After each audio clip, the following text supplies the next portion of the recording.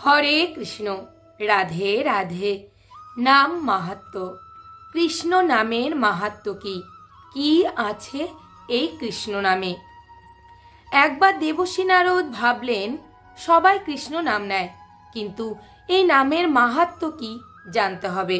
তাই তিনি স্বয়ং ভগবানের কাছে তার এই প্রশ্নের উত্তর জানতে চাইলে ভগবান তাকে বললেন, যমরাজের কাছে যাও, সেখানেই তুমি তোমার এই প্রশ্নের উত্তর পেয়ে যাবে।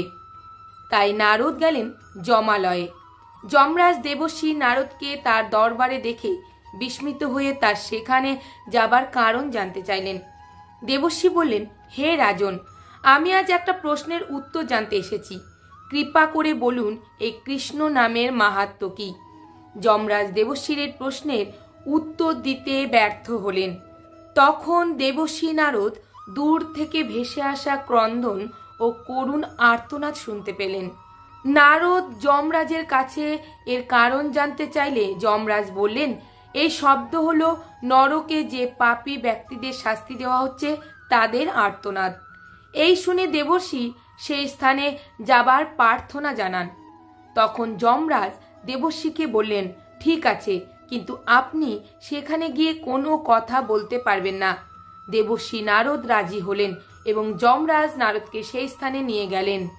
সেখানে গিয়ে সেই সব পাপীদের ভয়ঙ্কর কষ্ট দেখে নারদ হা কৃষ্ণ বলে ধ্বনি দিতে লাগলেন। আর এই ধ্বনি যখন পাপীদের কর্ণে প্রবেশ করেছে, ধীরে ধীরে সবাই মুক্ত হয়ে স্বর্গধামে চলে যাচ্ছে। এই হলো আমার কৃষ্ণ নামের মহিমা।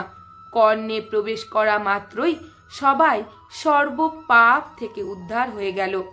আর এই নাম স্মরণের মহিমা তো অপার। আসুন সবাই মিলে এই পবিত্র নাম স্মরণ করি। হরে কৃষ্ণ কৃষ্ণ কৃষ্ণ হরে হরে, হরে রাম রাম রাম হরে হরে।